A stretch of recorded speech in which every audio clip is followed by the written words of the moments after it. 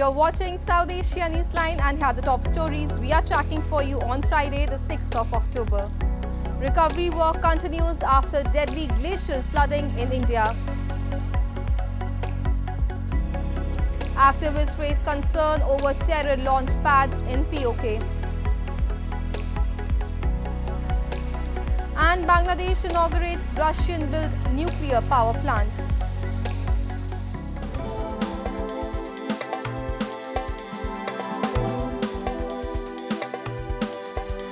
And now for all the details. The death toll has risen to at least 18 in India's Sikkim state after a glacial lake burst its banks and triggered flash floods this week in the northeastern state.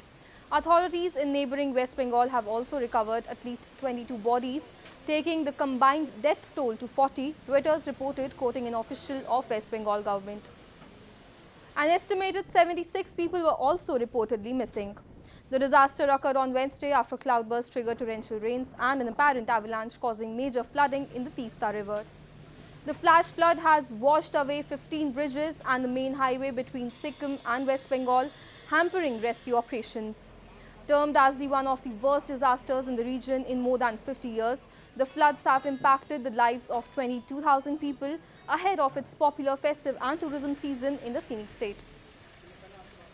आज के report के हिसाब से अभी तक 18 जनों के हताहत होने की सूचना हमारे पास उपलब्ध है और 98 पर्सन्स अभी भी मिसिंग हैं, जिनकी सघन जांच चल रही है, उनकी खोजबीन की जा रही है वहाँ।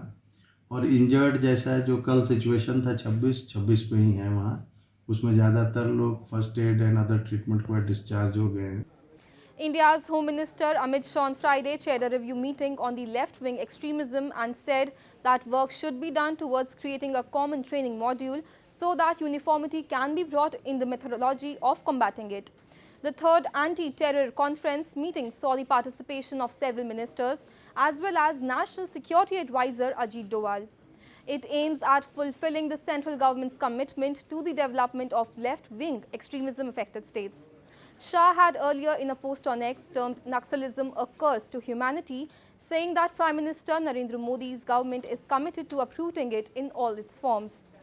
Left-wing extremism has been a significant security challenge for so many decades.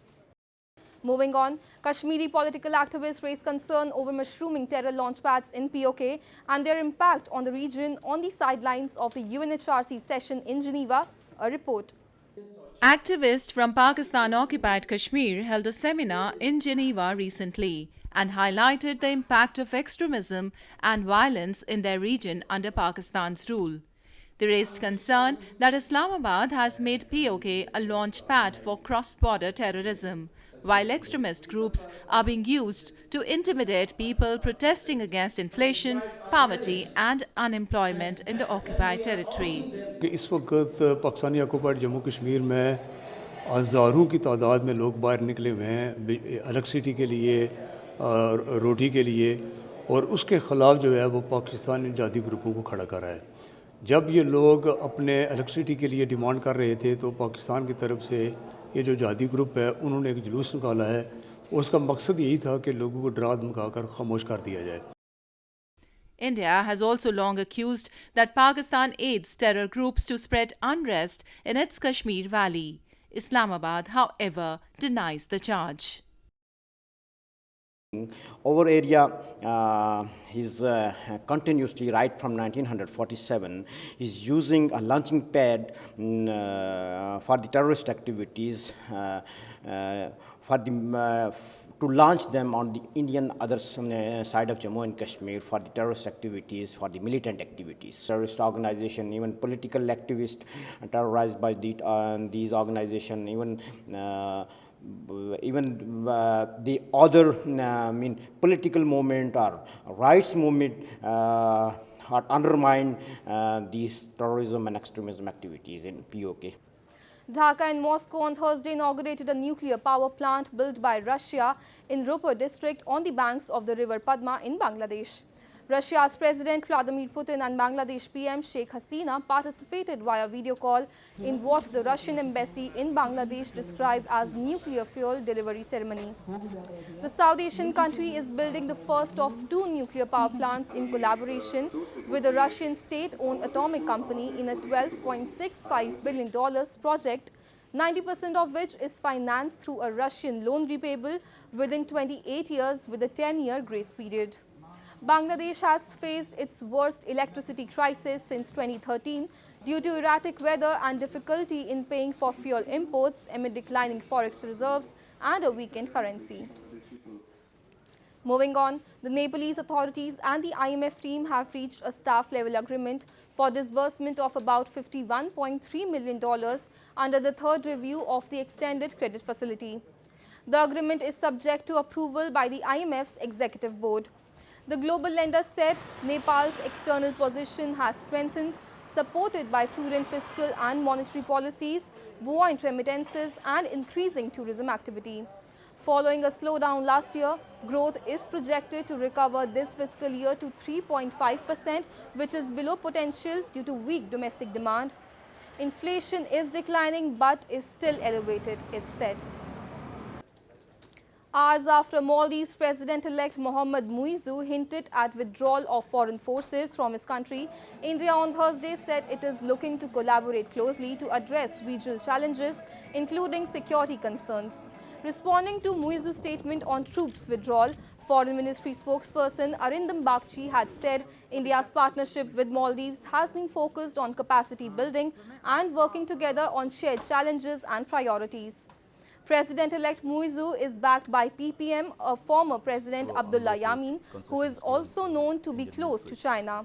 His party in past has viewed India's overwhelming influence as a potential threat to sovereignty and had championed an India Out campaign against small unit of Indian military. India, with traditionally close ties to Malay, denies the assertion.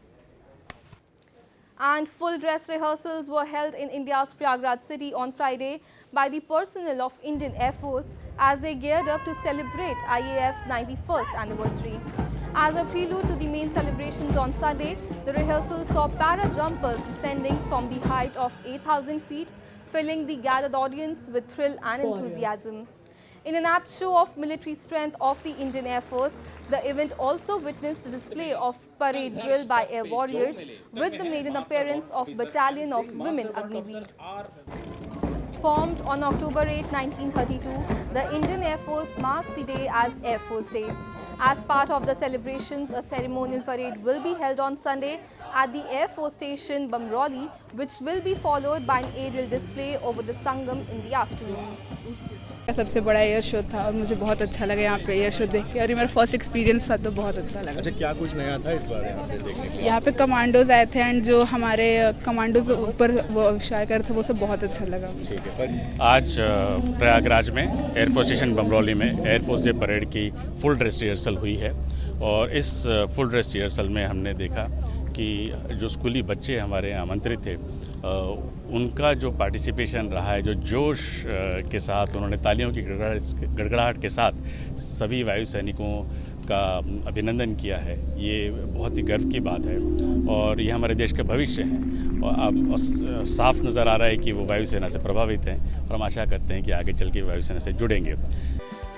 That's all in tonight's edition. We will see you same time next week. Have a great weekend. Good night.